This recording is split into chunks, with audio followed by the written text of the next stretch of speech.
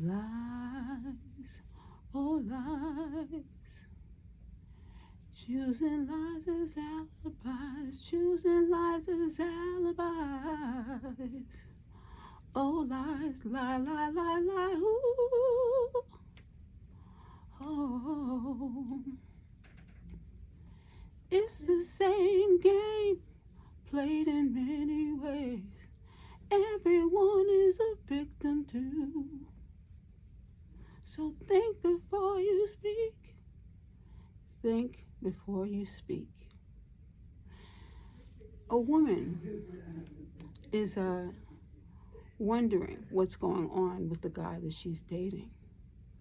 She's dating him and she's wondering, well, at first she thinks he can't find anybody he thinks is better than me because I am the best and the brightest. Until she starts looking over at his phone and she starts seeing some information coming through. She looks further into his phone and she finds that he is looking at another woman. She has to figure out a way to get this competition gone. So what she does is she does some research and finds out the people who know this woman. And she starts meeting up with different people. She acts as though it is accidentally. But as she speaks to the people, she brings up the person's name. And they give her more dirt to support what she wants to prove to her mate that this woman is. So she tells the mate the stories that she hears around town or by the people who she's so accidentally bumped into. And she adds a little bit more, and a little bit more, and a little bit more, till she feels that she can find a way to manipulate him into hating the person. After she does this, then she does a little bit of dark arts to make sure that it sticks. And she does this to the people who she meets as well. She starts meeting up with them, a little sprinkle here, a little sprinkle there, and she has all these people working against this one woman in a community. It works out in her favor so far until God and the angels come into play. You see, people think that they can get away with so much until God decides to step in. See, God will let you get away with so much, but then afterwards, he steps in to show you that you are not God and this is not the right thing to do. The funny thing about it is, when she does this, she doesn't realize that her mate doesn't even like women. That's the reason why the first woman left in the first place, because she realized that this guy had too much going on and too many secrets.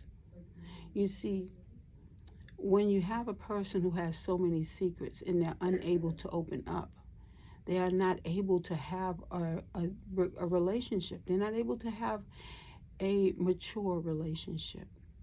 Now, this man has dated women and married women, and it's always been for personal gain. You see, when I was little, my grandmother was raising me, my grandmother and my grandfather.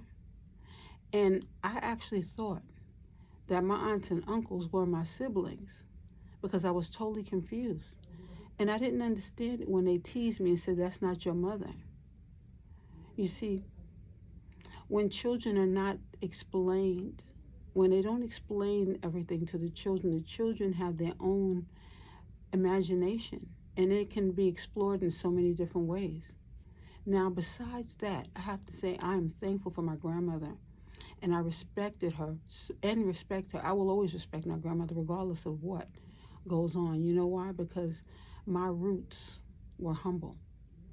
My grandmother told me, get down on your knees and you pray, Our Father, who art in heaven, hallowed be thy name, thy kingdom come, thy will be done on earth as it is in heaven.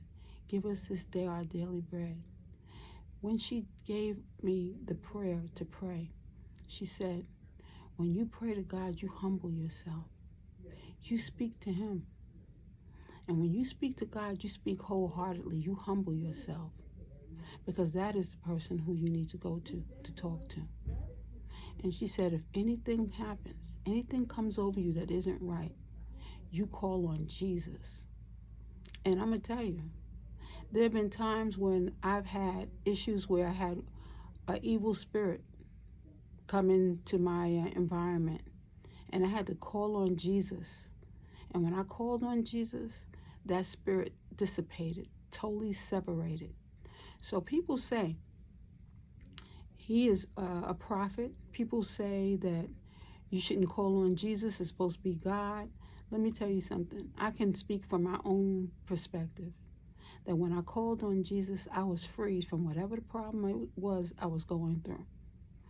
And when people decide that they want to personalize things, we're all different, and we've all been made in God's image, but we are very different. We might look different. We might seem different, in my family, I know I've always been very different. I stood out differently from other people because I thought differently. And I didn't believe that I should agree to everything that other people said. So I was quiet when I did not agree. And everybody knows when people actually decide to be quiet, that means they're deep in thought. Now, between that and learning that sometimes it's better to be silent, because when you speak, those words cannot be taken back. I learned those things. And I learned those things from being around other people, family members, friends. When you're in different environments, you have to sometimes adjust to the different environment. When I do not have any idea of what people are talking about, I'm not going to add on because I don't know what they're talking about.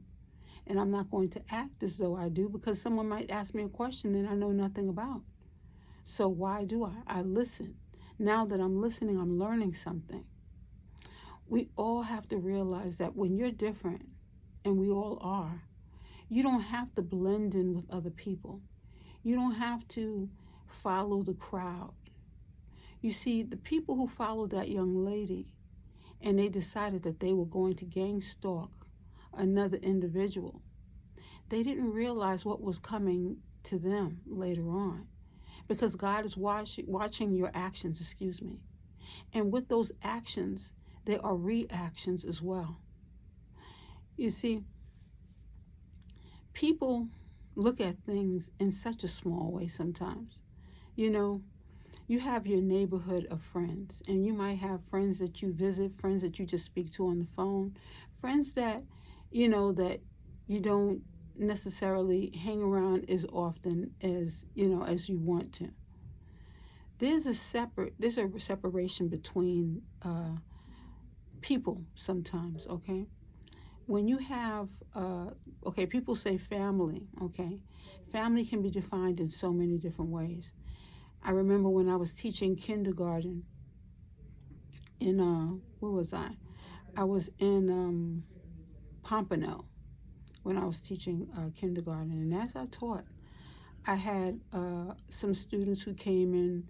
One family came in with 2 moms, another family 2 dads, and I had to explain to my students. I had to say, look, every family does not look the same. Some families are going to look different at this point in time. I had to present it because I had children who were asking a lot of questions, and they would interrupt my lesson to ask these questions. So by me breaking it down to them how families might look, it made it easy. And now when the people came to drop their children off, if they were late or what have you, or even if they wanted to sit in on my class, they could sit in and the children wouldn't have the same questions.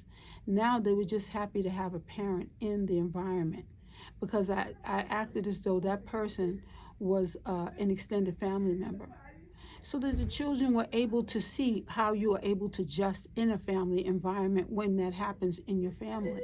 You see, we don't always know who's coming to the table. We don't always know when we're taking our children out someplace what we're going to engage in or what we're going to observe during that visit. So sometimes it's really good to prepare your family for the changes.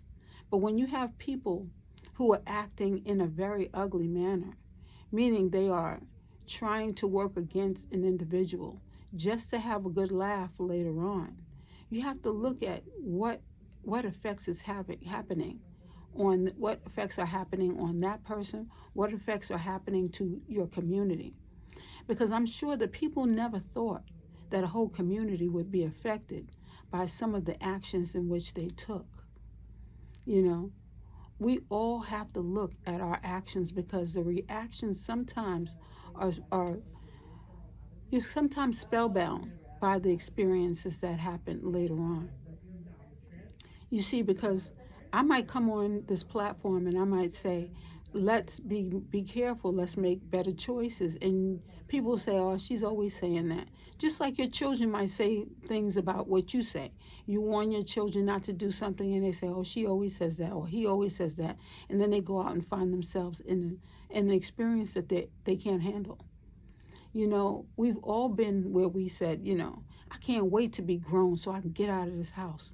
And then when you get out of the house and you experience some of the things that you know are too much for you and you don't know how to handle them, you can't just run home and cry on your mom or your dad's shoulder.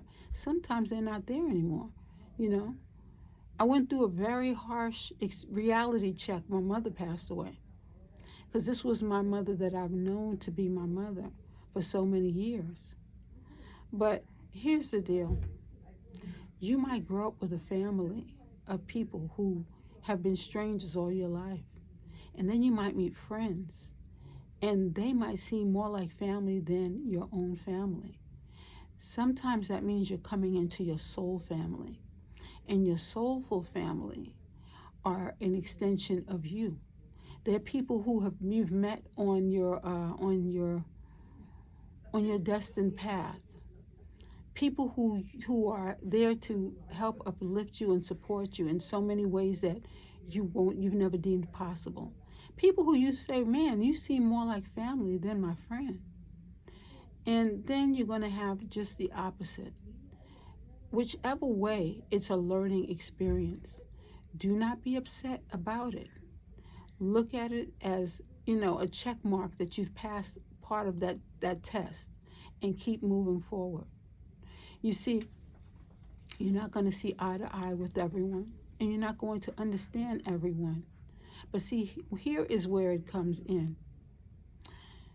My grandmother taught me how to pray, because let me tell you something. If you look at that prayer, you look at different sentences in that prayer are teaching you something more on different levels, okay? Perfect example. When you're saying our Father, you're seeing God and you're accepting God as your Father, okay? Who art in heaven. Now, we all have our own perspectives. I believe that God lives within you, okay? Because how else, or he has a special experience that you're having with him, because if you're not having a special experience with him, you probably wouldn't go to pray to him all the time.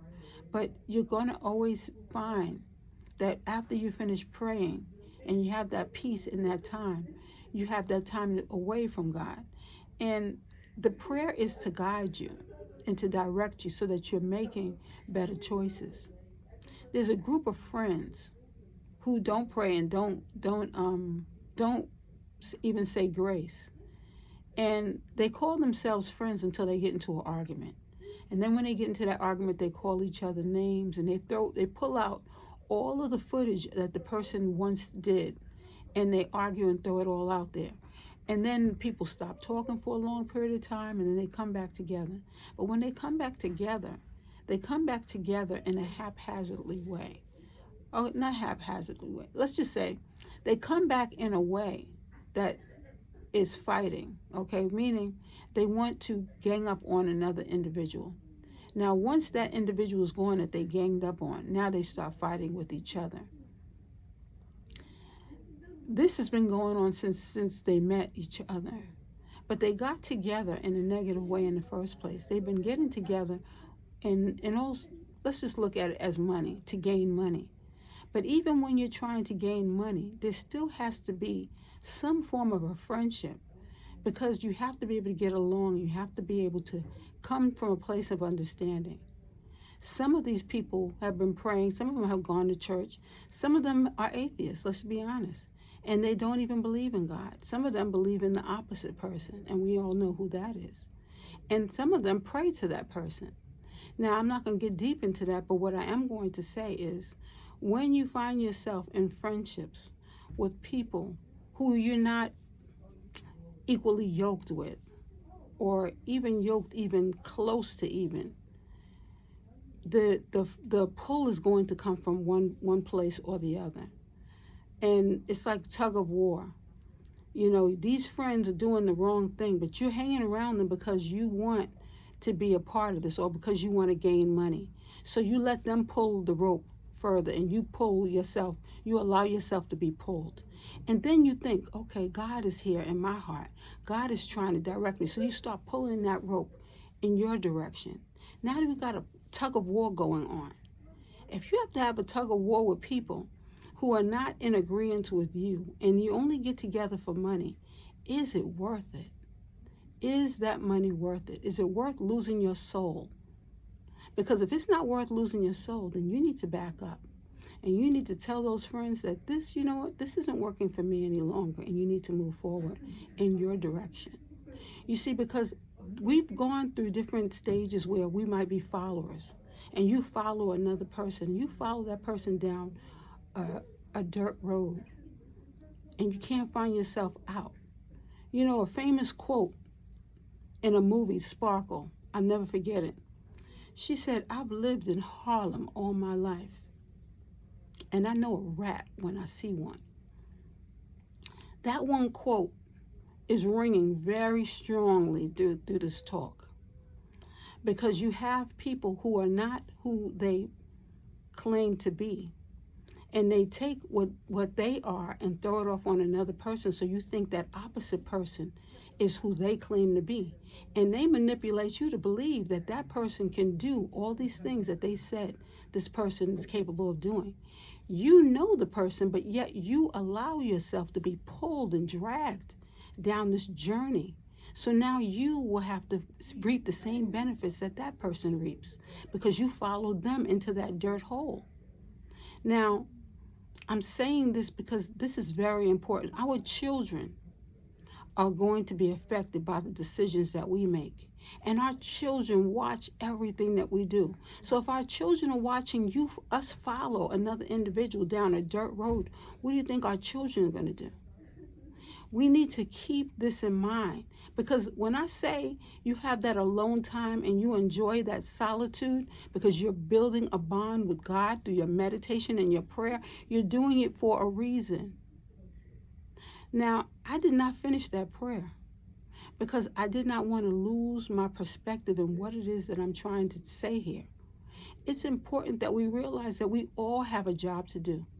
Just like the homeless are sitting out there on the street, we have an obligation to at least not make another person feel uncomfortable because you're uncomfortable around them. If that's the case, don't even walk down that street. Because here's the thing. If you look at the prices at the grocery store, the prices are going up. Now, in some states, minimum wage has not risen, but your rent is going up, and so are the prices at the supermarket. So you're looking at that homeless person and you're judging them. How long will it be till you find yourself in their shoes? Let us keep that in mind when we're making laws. We have presidents, a president who's going to be voted in. You need to be asking the right questions.